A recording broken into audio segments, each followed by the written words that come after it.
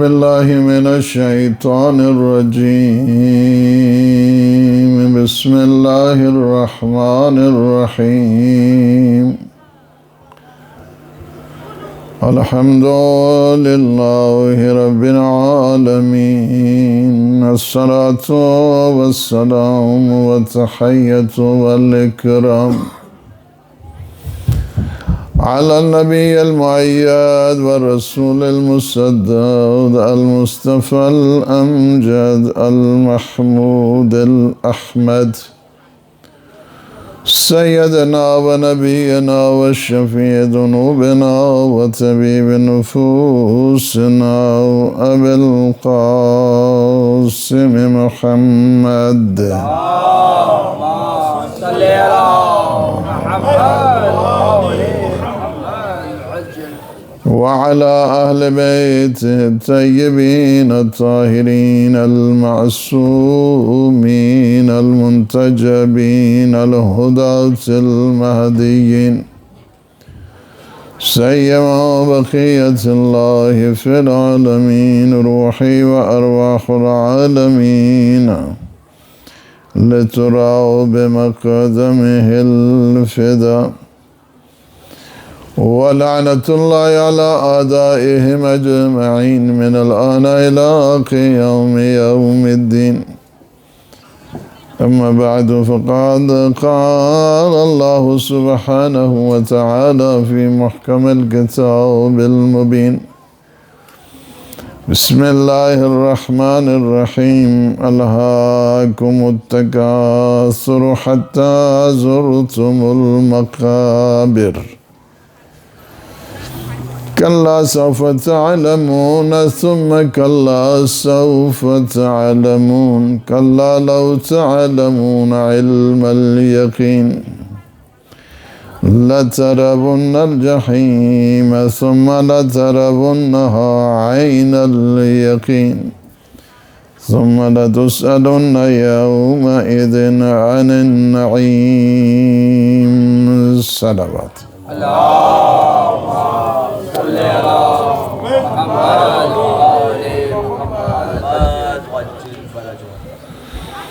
اللہ سبحانہ وتعالی ہم سب کو صحت دے اور سلامتی دے اور آفت و مصیبتوں سے بچائے اور ملت عزیز ملت تشیع کا سر بلند ہے انشاءاللہ اس کو اور سرفراز فرمائے. اور جہاں جہاں پہ بھی موالی ہیں اللہ سبحانہ وتعالی ان سب کو اپنے حفظ اور امان میں رکھے اور زمانے کے طاغوتوں کو زمانے کے سرکشوں کو اور یہ زمانے میں جو فتنہ ڈالنے والے ہیں اللہ سبحانہ وتعالی ان کے شر کو ان کی اپنی طرف لوٹائے. سورہ مبارکہ تکاثر ہے. سورہ مبارکہ تکاثر یہ مکی صورتوں میں ہے اور اس کی 8 ہی آیتیں ہیں. ارشاد فرمائے کہ الہاکم التکاثر حتی زرتم المقابر کلا سوف تعلمون ثم کلا سوف تعلمون کلا لو تعلمون علم الیقین لترون الجحیم. یہ دنیا میں انسان جو ہائے ہائے کرتا رہتا ہے مور سٹل مور حل من مزید کی جو صدائیں نکلتی رہتی ہیں یہ ان لوگوں کے لیے ہے. مذمت کی گئی ہے ان لوگوں کی کہ جو فخر فروشی کرتے ہیں تکاثر کرتے ہیں تکبر کرتے ہیں اور اپنے آپ کو بہت کچھ سمجھتے ہیں. تکاثر یعنی کثرت سے ہے. الہاکم التکاثر یہ لہو و لعب سے ہے نا. لہو و لعب یہ کس قسم کی لہویات ہیں یہ کس قسم کی لغویات ہیں. تمہیں کیا پڑا ہوا ہے کہ تم تکبر کر رہے ہو تم تکاثر کر رہے ہو.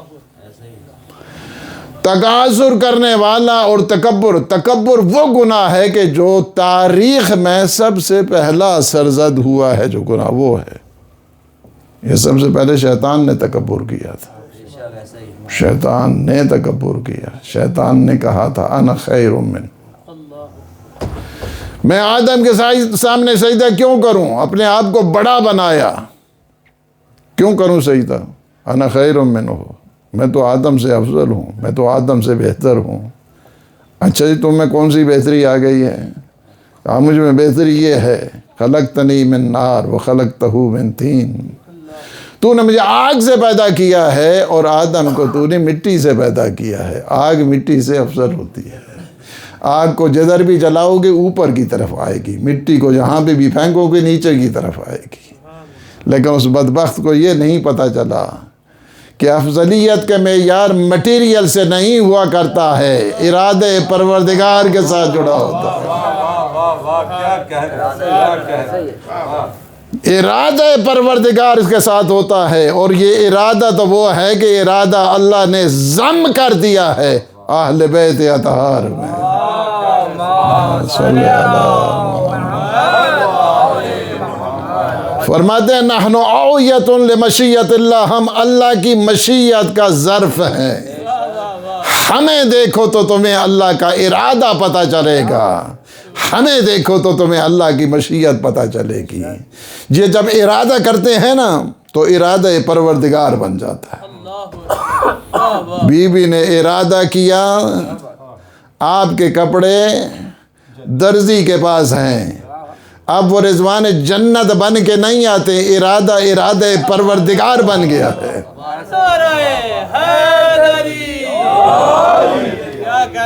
اور وہ آگے کہتے ہیں انا خیاط الحسنین، ہم تو حسنین کے درزی بن کر آئے ہیں۔ ارادہ پروردگار بن جاتا ہے۔ اس وجہ سے الہاکم التکاثر، کس چیز نے تمہیں محو کر دیا ہے، کس چیز نے تمہیں غافل کر دیا ہے، کس چیز کے لیے؟ تکاثر۔ ہمارے پاس اتنا مال ہے، ہمارے پاس اتنے جی ہیں، جس طرح ہمارے یہاں نا بعض کہتے ہیں وہ ساٹو کو اتنے جی ہیں جناب۔ اچھا کتنے جی ہیں آپ کے پاس؟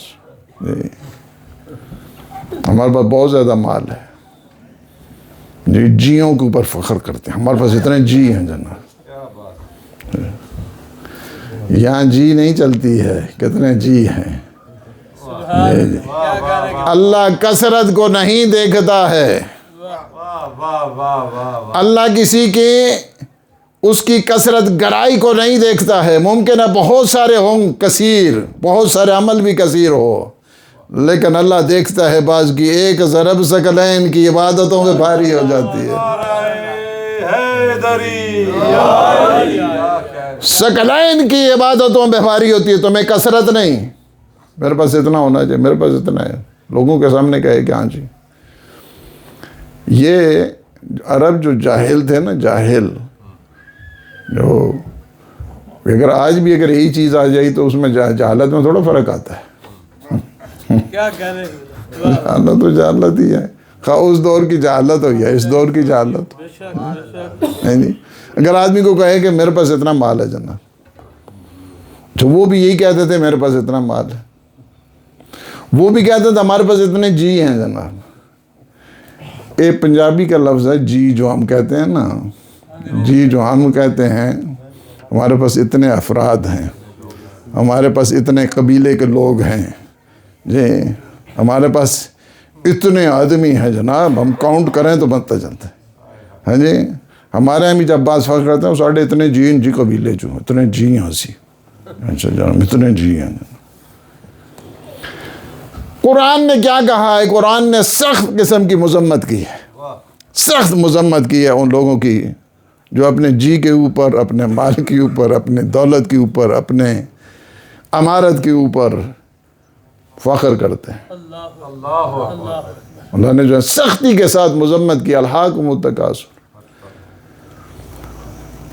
یہ جو ہے یہ غافل لوگ، ایک پورا خطبہ ہے نہج البلاغہ میں، خطبہ ہے 218۔ کتنے خطبے کا نام ہے؟ 218، ٹھیک ہے، 218 218 نمبر خطبہ ہے۔ اور یہ خطبہ اتنا عظیم ہے، اسی سورہ کے سلسلے میں اتنا خوبصورت خطبہ ہے کہ نہج البلاغہ کے جو ہمارا پہلا پروگرام تھا، آپ پتہ نہیں جو ہمارے اسٹوڈنٹ ہیں انہیں یاد ہے یا نہیں ہے؟ یاد ہے جی جی، اس میں نہیں، اس پہلے خطبے میں آپ نہیں تھے، پہلے سیشن میں محمد و آل محمد بلندتر صلوات.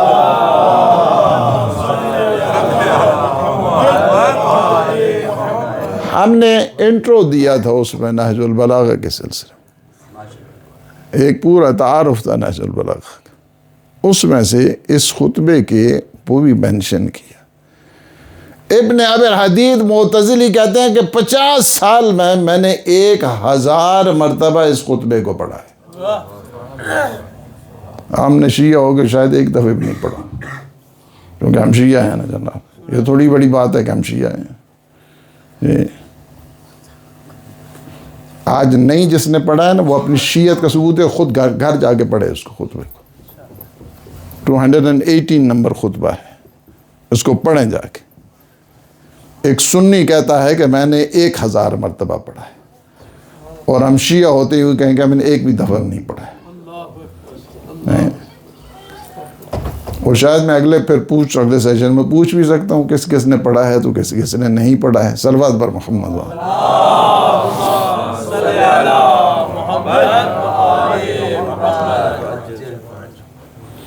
ابن ابی الحدید معتزلی کہتے ہیں کہ میں نے 50 سال میں اس خطبے کو کہ جو 218 ہے، یہ جو تکاثر کے سلسلے میں ہے، تفاخر کے سلسلے میں ہے، مور سٹل مور کے سلسلے میں ہے، حل من مزید کے سلسلے میں ہے، میرے مولا نے اس خطبے جو دیا ہے اس کے بعد وہ قسم اٹھاتے ہیں 11ویں جلد میں ان کے. یعنی ایک سنی رائٹر ابن ابی الحدید معتزلی سنی رائٹر ہے.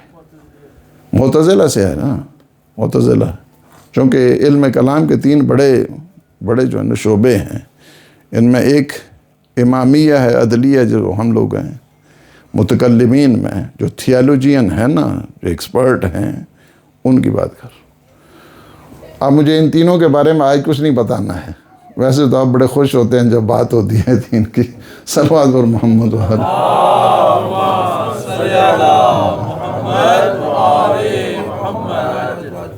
جیسا آج مجھے کچھ نہیں، فقط آپ کو یہ بتانا ہے کہ یہ معتزلی ہیں، اشاعرہ ہیں، اور امامیہ عدلیہ ہیں. ٹھیک ہے، 3 بڑے گروہ ہیں تھیالوجی کے، علم کلام کے، الہیات کے، اور تینوں کے شاید ہماری جو ڈسکشن چونکہ علمی ہوتی ہے نہج البلاغہ، اس میں ہم کبھی اس بحث کو لے کے آ جائیں کہ کیا ہے. یہ جو معتزلی ہے، معتزلی بھی شیعہ نہیں ہیں، یہ سنی ہیں. سنیوں کے 2 گروہ بن گئے نا علم کلام میں، جو ماڈرن تھیالوجی ہے اس میں 2 گروہ بن گئے. ایک کہتے ہیں اشاعرہ اور ایک کو کہتے ہیں معتزلہ. یہ معتزلی ہے، ابن ابی الحدید معتزلی. اس نے 20 جلدوں میں شرح لکھی ہے میرے مولا اور آقا امیر المومنین علی ابن ابی طالب.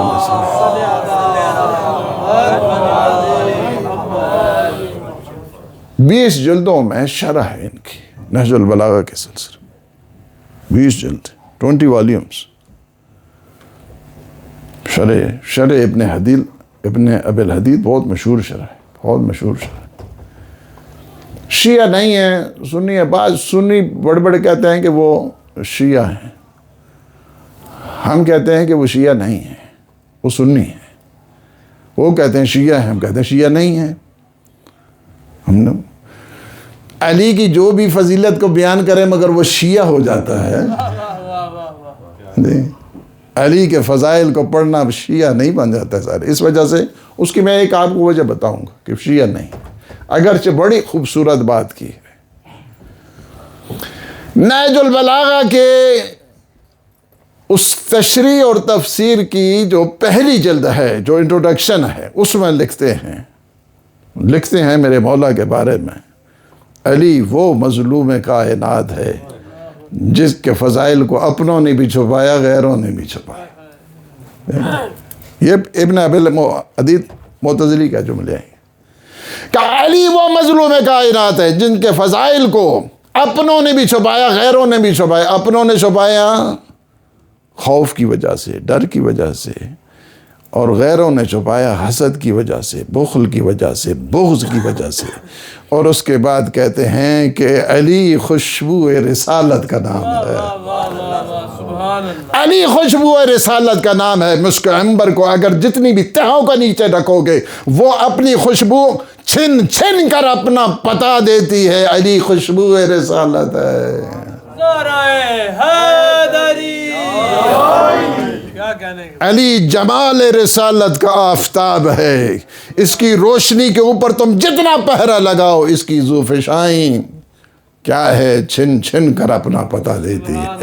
سبحان اللہ۔ اور پھر یہ فضائل ہیں میرے مولا کے۔ لیکن اس کے بعد ایک جملہ اور کہا کہ ہم نے کہا یہ سنی ہے، شیعہ نہیں۔ ہم نے کہا یہ سنی ہے، شیعہ نہیں۔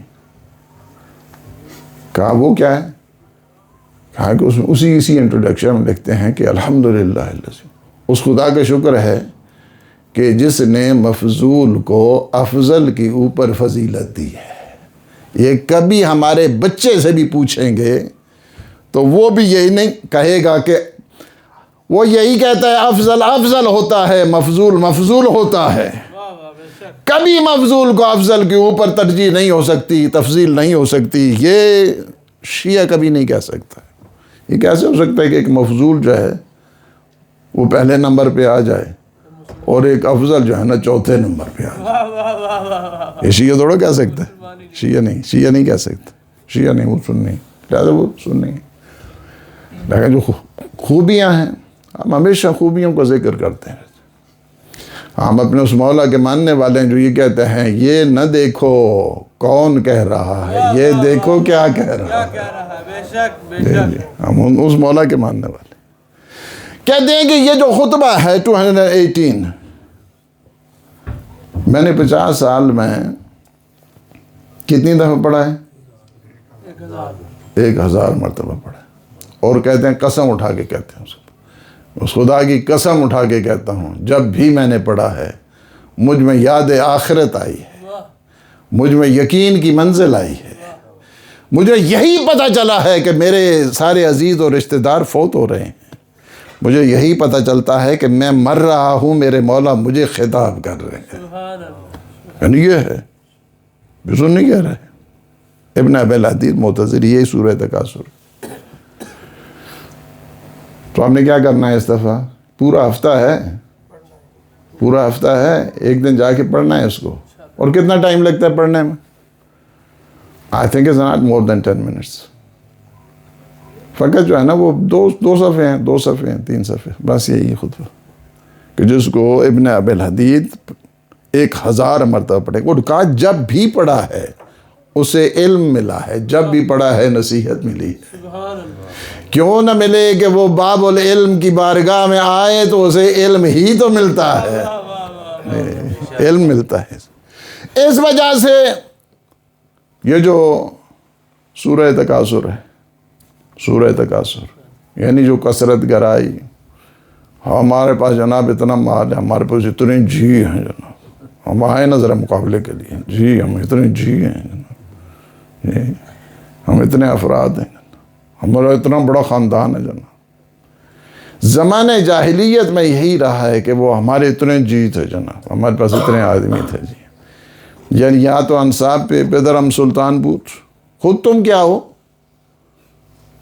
خود کیا ہو، پدرم سلطان پوت، کوئی فائدہ نہیں ہے اس سے، نہ حسب کے اوپر نہ نسب کے اوپر۔ فلاں یہ کام کرتا ہے تو فلاں وہ کام کرتا ہے تو فلاں، آپ کا کیا ربط ہے اس چیز کے ساتھ؟ جو مرضی ہے جو کام کر، حلال کام کر رہا ہے تو کافی ہے نا حلال کی کمائی کے لیے، یہ چاہیے نا حلال کی کمائی کے لیے حلال کام چاہیے۔ جو کرتا ہے وہ ٹھیک ہے، اس کے کیا ہے؟ کوئی ٹیکسی ڈرائیور ہے تو ہوتا رہے، کوئی شاپ کیپر ہے تو ہوتا رہے، کوئی جو ہے وہ کتابیں بیچتا ہے تو ہوتا رہے، کوئی فلاں ہے تو ٹھیک ہے، اپنے کام کر رہے ہیں، دیٹس گڈ۔ اب ہمارے سامنے وہ کیسے آ سکتا ہے جناب؟ ہاں جناب آپ کیا ہیں کہ آپ کے سامنے آئے کوئی؟ اپنا ذرا بتاؤ۔ یعنی یہ سارے تفاخر کے زمرے میں آتے ہیں، تکاثر کے زمرے میں آتے ہیں۔ الہاکم التکاثر، الہاکم واہ ہو ایسے لوگوں پر جو تکاثر کرتے ہیں، جو تفاخر کرتے ہیں۔ حضور مدینے میں کیا کرتے تھے؟ گلی گلی کوچے کوچے میں ایک آواز دیتے تھے، الہاکم التکاثر حتی زرتم المقابر کلا سوف تعلمون ثم کلا سوف تعلمون کلا لو تعلمون علم الیقین لترون الجحیم ثم لترونها عین الیقین ثم لتسألن یومئذ عن النعیم۔ آواز دیتے تھے مدینے کی گلیوں میں، آواز اونچی اونچی آواز میں اس سورہ کو پڑھتے تھے۔ اس سورہ کو ویسے بھی اس کی شان یہ ہے کہ اگر آپ واجب اور مستحب نمازوں میں اس سورہ کو پڑھتے ہیں تو فرمایا کہ اللہ آپ کو شہداء کے ساتھ شامل کرے گا، شہداء کے ساتھ شامل کرے گا۔ اس سورہ کو جب پڑھتے تھے گلی گلی کوچے کوچے میں، اور اس کے پاس کہتے تھے، ساتھ پھر اونچی آواز سے کہتے تھے، بلند آواز سے کہتے تھے کہ یا ابن آدم مالی مالی، تم کہتے ہیں فرزند آدم، تم کہتا ہے یہ میرا مال، یہ میرا مال، یہ میرا مال۔ فرمایا یہ تیرا مال کچھ نہیں ہے، تیرا مال وہی ہے جو تو کھائے گا، تو پیے گا، تو پہنے گا، تو تصدق کرے گا، تو صدقہ خیرات کرے، وہ تیرا مال ہے، باقی تیرا مال نہیں ہے، باقی تیرا مال وہ دوسرے کھا جائیں گے، اور پتہ ہی ایسا ہڑپ کریں گے تمہیں پتہ ہی نہیں چلا۔ تم جو ہے نا وہ وہاں پہ حساب دیتے رہو، قبر کے اندر، حشر کے اندر، پل صراط کے اوپر، رد مظالم کی چوکی کے اوپر، وہاں پہ جا کے حساب دو، ہاں جی کس کس کا تھا۔ تم حساب دو گے، کھاتے وہ رہیں گے، کھائیں گے پیچھے۔ تمہارے حساب کیا ہے؟ تم جتنا جمع کرتے رہو گے 1/3 سے زیادہ تو تم وصیت بھی نہیں کر سکتے، 1/3 سے زیادہ وہ وصیت نہیں کر سکتا ہے۔ لہٰذا اپنے حساب کتاب کو خود غور سے دیکھو۔ 325,000 سے اوپر یہاں پہ 40% ٹیکس ہے بابا۔ کتنا ٹیکس ہے؟ تو میں ہی تو بتاؤں گا نا آپ کو یہ ساری چیزیں۔ صلوات پر محمد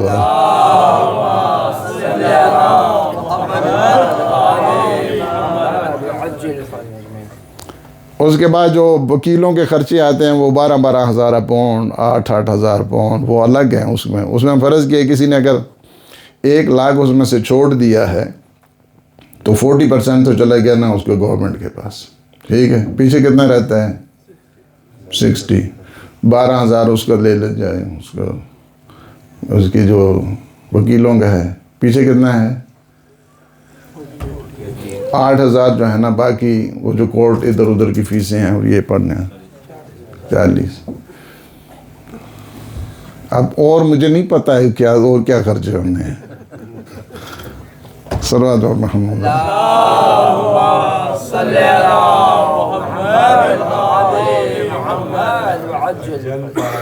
وہ ایک لندن کی طرف سے نا، تو مجھے وہ بڑا اچھے مومنٹ، بڑے اچھے۔ ان کے کچھ پیسے بینک میں رہ گئے، تو ان کے جو پیچھے فیملی ہے نا، مجھے کہا کہ وہ تو 2,500 ہی ملا ہے، باقی سارا جو ہے نا وہ حساب کتاب چکا وہ ہو گیا سارا۔ تو بات یہ ہے کہ جتنا بھی ہے انسان کو فرمایا کہ مال ہی تم کہتا میرا مال، تیرا مال کچھ نہیں ہے۔ یہ تیرا مال پیچھے جب جائے گا نا تو اتنا بے دردی سے اس کو استعمال کرتے ہیں، اتنی بے دردی سے اس کو استعمال کرتے ہیں، یو کانٹ امیجن اٹ۔ میں آپ کو بتا رہا ہوں، اپنے ہاتھوں سے دے کے جاؤ۔ تصدقت، اصل میں تیرا مال وہ ہے جو تو نے کھا لیا ہے، جو تو نے پی لیا ہے، جو تو نے پہن لیا ہے، جو تو نے صدقہ اور خیرات کر دیا ہے، یہ تیرا مال ہے، یہ تیرا مال ہے۔ باقی سارے سیدھے رہے گی۔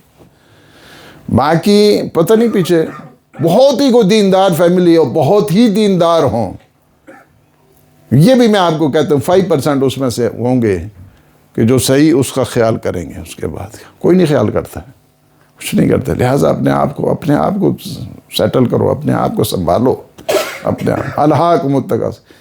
خاموشی کیوں آ گئی؟ اتنے غصے والی باتیں تھوڑی کیوں ہیں؟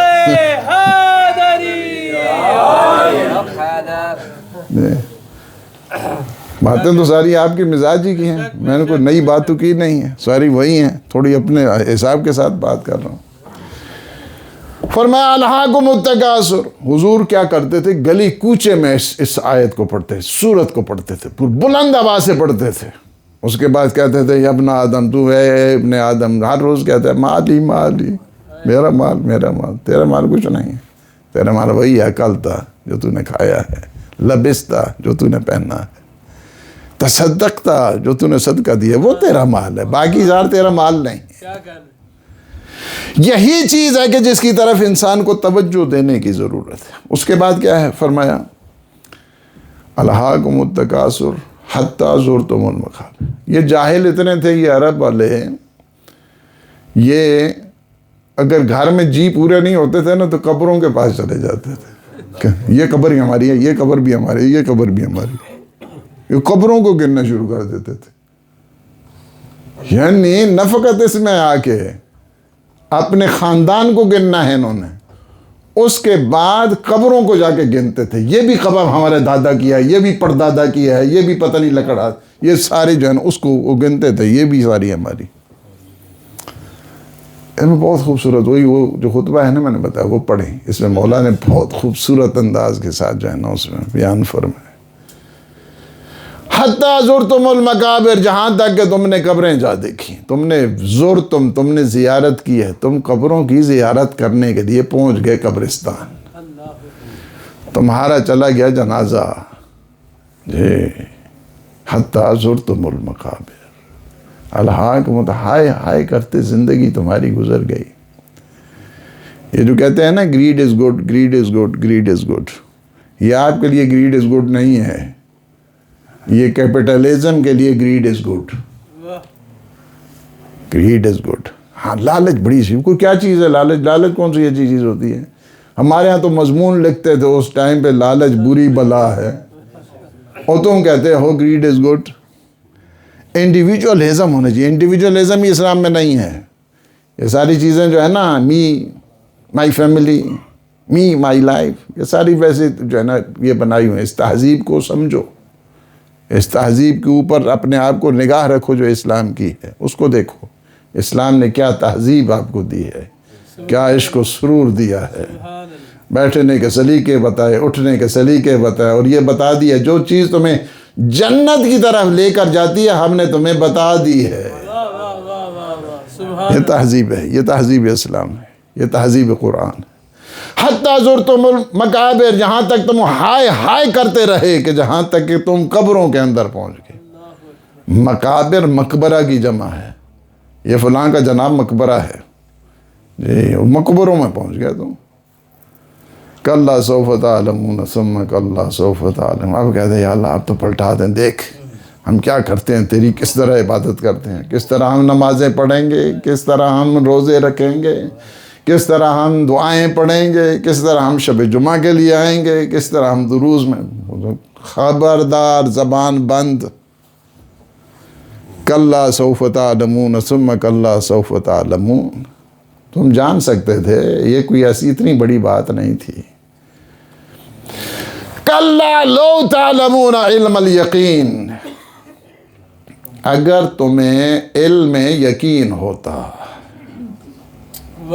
اگر تمہیں علم یقین ہوتا، کیا کہنے کی بات، واہ واہ واہ، علم یقین، سرٹینٹی جو نالج ہے اگر تمہارے پاس ہوتا، چونکہ ایک ہوتا ہے علم الیقین، ایک ہوتا ہے حق الیقین، ایک ہوتا ہے عین الیقین۔ تین یقین کی قسمیں ہیں، اور تین بڑی اپروچز ہیں، اور تین بڑے فنڈامنٹلز ہیں، اور تین بڑی آئیڈیالوجی ہیں۔ عین الیقین اور ہے، عین یعنی کس کو کہتے ہیں؟ عین کو اپنی آنکھوں سے آپ نے دیکھا، یقین آپ کو ہو گیا۔ آپ نے دیکھا کہ دھواں اٹھ رہا ہے، آنکھوں سے آپ نے دیکھا، تو دھواں جو اٹھا ہے تو اس سے مطلب کیا ہے کہ کوئی آگ لگی ہوئی ہے جی۔ یہ عین الیقین ہے، عین سے ہم نے اپنی آنکھوں سے دیکھا ہے۔ ایک حق الیقین ہوتا ہے، اور تیسرا کیا ہے؟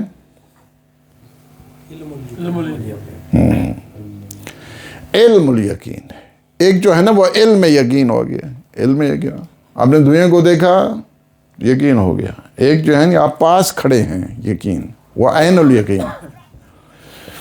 آگ جل رہی ہے اور آپ اس کو دیکھ رہے ہیں، اور ایک دفعہ آگ کے اندر پڑا ہے، وہ حق الیقین کی منزل پر ہے. علم الیقین اور ہے، عین الیقین اور ہے، اور حق الیقین اور ہے. یہ جو جتنی عبادتیں ہوتی ہیں نا، جتنی بھی عبادتیں ہوتی ہیں، تفصیل اس کی کبھی بتاؤں گا ان تینوں کے فرق کیا ہے، لیکن اگر مزید تفصیل چاہیے تو ہماری چوتھی جلد جو زبور آل محمد کی ہے اس کو پڑھیں.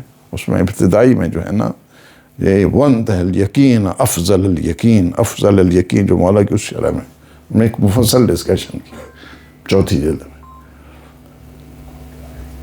اب جہاں کے اوپر جتنی بھی انسان کی عبادتیں ہوتی ہیں، عبادتیں اسی لیے ہیں تاکہ انسان منزل یقین پہ آ جائے. سبحان اللہ سبحان اللہ. ما خلقت الجن والانس الا لیعبدون. کس لیے ہے؟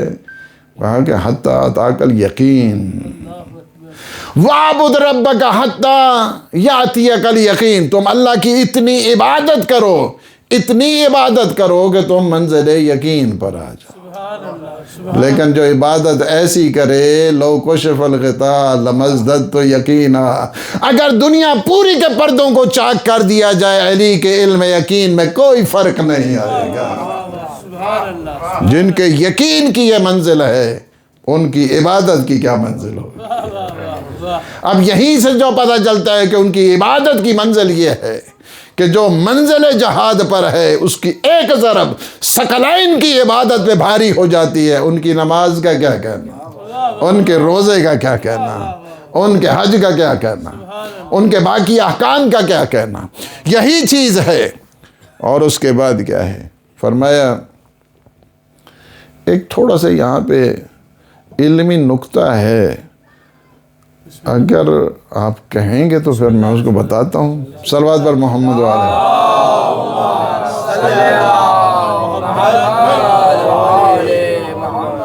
نعرہ تکبیر، اللہ اکبر، نعرہ رسالت، یا رسول اللہ، علی کل ایمان، نعرہ حیدری، محمد والے محمد، بلند تر صلوات.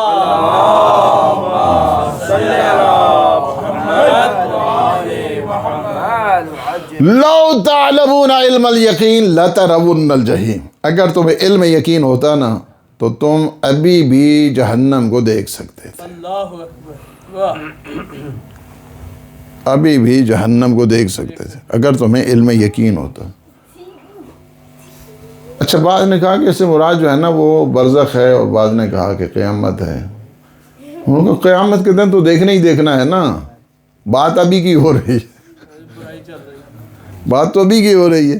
لو تعلمون علم الیقین، اگر تمہیں علم یقین ہوتا، اگر تمہیں علم یقین. یہاں سے یہ پتہ چلتا ہے کہ انسان اس منزل کمال تک پہنچ سکتا ہے کہ دنیا میں بیٹھ کر بھی عالم برزخ کا نظارہ کر سکتا ہے. واہ واہ واہ واہ، کیا کہنے کے. انسان اس منزل تک آ سکتا ہے. یعنی یہ کوئی بڑی چیز نہیں ہے، یہ کوئی بڑی بات نہیں ہے کہ ایک ایسا کہ جسے اللہ نے وہ معرفت دی، وہ شعور دیا، وہ یقین کی منزل دی، کہ وہ کیسے ہو سکتا ہے. اس کی میں آپ کو مثال دوں تو شاید مثال کے ذریعے بات واضح ہو جائے. مثلا آنکھیں اگر کسی کی صحیح سالم ہیں، صحیح سالم ہے، تو وہ ایک منیمم اینگلز ہوتا ہے، میکسیمم اینگلز ہوتا ہے، اس کے ذریعے وہ دیکھ سکتا ہے. صحیح ہے. لیکن آنکھوں دیکھنے کے لیے بھی تو شرط شروع چاہیے نا. اب اندھیرا ہے، آنکھیں ٹھیک ہیں، تھوڑا دیکھے گا. جہت بھی اس کے لیے چاہیے، ڈائمنشنز بھی اس کے لیے چاہیے. آپ مجھے کہیں وہ اس کو جو ہے نا پیچھے ادھر نہیں، اس میں تھوڑا دیکھوں گا میں. اب ٹھیک ہے لائٹیں جل رہی ہیں، سب چیزیں، لیکن اس کے لیے اور تیسری چیز یہ ہوتی ہے حجاب نہیں ہونا چاہیے. اب دیوار کے پیچھے کیا ہے جناب؟ آنکھیں بالکل ٹھیک ہے، آنکھوں کا پرابلم نہیں ہے، لائٹ بھی ہے، لیکن بات یہ ہے کہ حجاب آ چکا ہے، اب جو ہے نظر نہیں آتا ہے. اب صحیح، یہ کیا ہے؟ شرائط ہیں اس کے لیے. آنکھیں ٹھیک ہونے کے باوجود شرائط ہیں کہ منیمم اینگلز ہونا چاہیے، میکسیمم اینگلز ہونے چاہیے، اس کی ڈائمنشن ہونی چاہیے، اس میں حجاب نہیں ہونا چاہیے. یہ ساری کی ساری کیا ہیں؟ ڈائمنشن ساری ابعاد ہیں اس کو دیکھنے کے لیے. اچھا ایک دیکھنے کے لیے اتنی آپ کو چیزیں چاہیے. یہ تو ظاہری آنکھیں ہیں نا، باطنی آنکھیں کے دیکھنے کے لیے بھی آپ کو سب سے پہلے جو چیز چاہیے اسے تقوی پروردگار کہتے ہیں. سبحان اللہ، کیا کہنے کے لیے. اگر تقوی پروردگار نہیں ہے اس کی باطنی آنکھیں کبھی روشن نہیں ہوتی ہیں.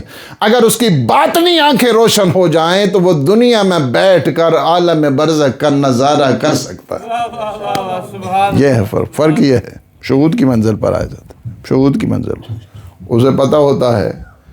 عباس جو ہے نا وہ پیچھے، اب میں اس واقعے کو نہیں پورا دہراتا ہوں.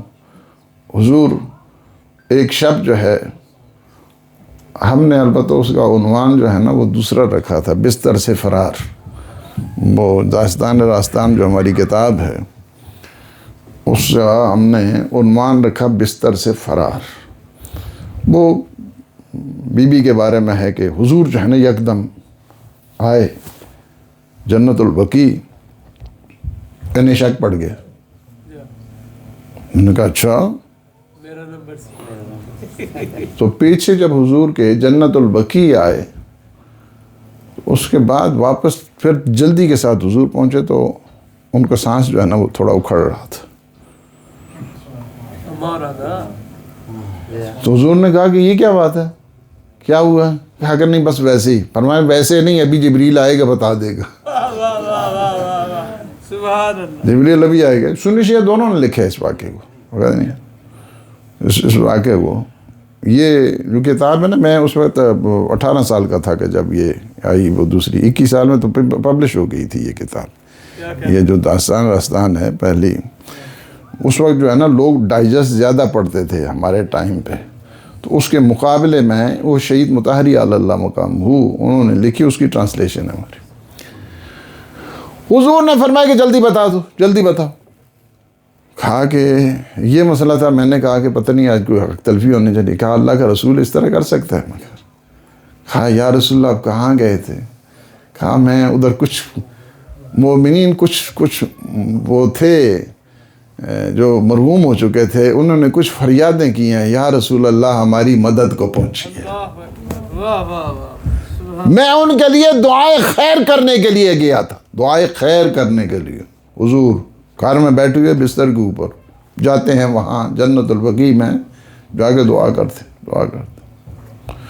خود امیر المومنین علی ابن ابی طالب علیہ السلام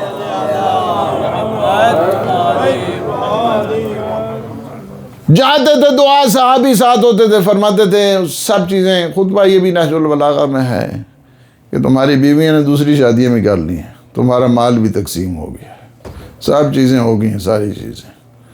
اچھا ساری بتانے کے بعد کہتے ہیں میں نے تو تمہیں دنیا کا بتا دیا، اب تم ذرا قبروں کا بتاؤ، تمہارا کیا حال ہے، تمہاری قبروں میں تمہیں کیا ہو رہا ہے.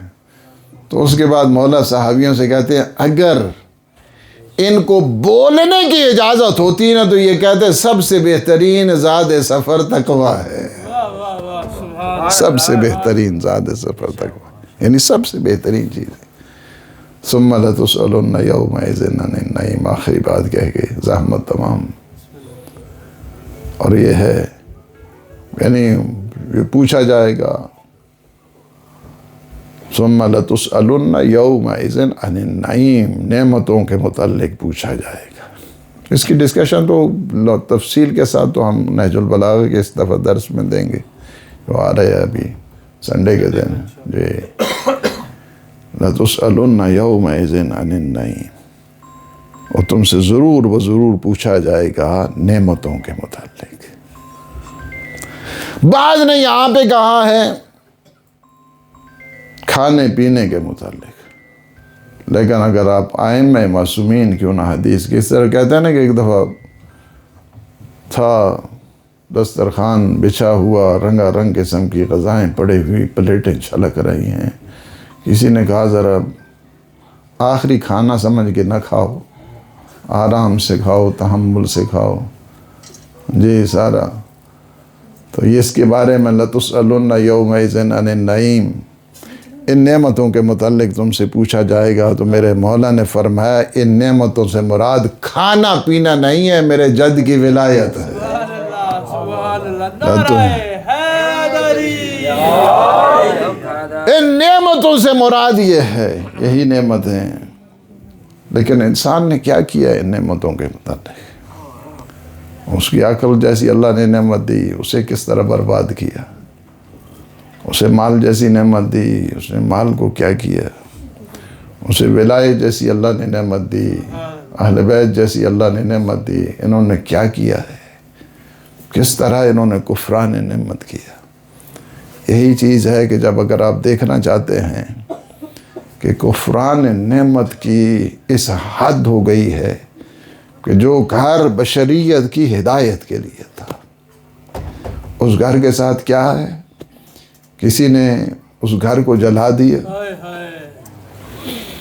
کسی نے آپ دیکھیں خیموں کو جلا دیا۔ بیویاں ایک خیمے سے دوسرے خیمے جاتی ہیں، دوسرے خیمے سے تیسرے خیمے جاتی ہے، تیسرے خیمے سے چوتھے خیمے جاتی ہے، اس کے بعد آخری خیمہ جب رہتا ہے نا تو کہتی ہے، بی بی کہتی ہے، امام زمانہ بس اتنا بتا دے کیا جل کے مر جائے یا باہر نکل جائے؟ فرمایا نانا کی شریعت میں جل کے مرنا حرام ہے۔ تاریخ کہتی ہے کہ باہر اس طرح نکلنی جس طرح تسبیح ٹوٹ جاتی ہے، دانے بکھر جاتے ہیں۔ ہائے جب وہاں میں دیکھا، اسی لیے کہتے ہیں نا عبید ابن مسلم، میں نے دیکھا کہ بہت سارے بچے ہیں، ایک بچی ہے جس کے دامن کو آگ لگی ہوئی ہے، جس کے کانوں سے خون جاری ہے۔ میں نے کہا بچی رک جا۔ ہائے بچی نے کیا کیا؟ ہائے جب آگے دوڑتی ہے، میں نے دامن سے آگ کو بجھایا نا تو بی بی نے ایک ہی جملہ کہا، ایھا الشیخ، اے شیخ بس اتنا بتا دے نجف کو رستہ کون سا جاتا ہے؟ کہا نجف جا کے کیا کری؟ کہا میرے دادا علی ہے، میں جا کر بتاؤں گی۔ ہماری چادروں کو کھینچ لیا گیا، شمر نے مجھے تماچے مارے، ہائے میرے گوشوارے چھین لیے گئے۔ لعنت اللہ علی القوم الظالمین۔ اسے عالم الذین ظلموا ينقلبون۔ خدا بحق محمد و آل محمد ہماری اس عبادت کو اپنی بارگاہ منظور و مقبول فرما، ہمارے گناہوں سے عفو درگزر فرما، ہمیں اپنے خالصین مخلصین بندوں میں شمار فرما۔ پروردگار جتنے مومنین مومنات حاجات لے کر آئے ہیں اور حاجات رکھتے ہیں، پروردگار ان کی حوائج شرعیہ کو پورا فرما۔ خدایا بحق محمد و آل محمد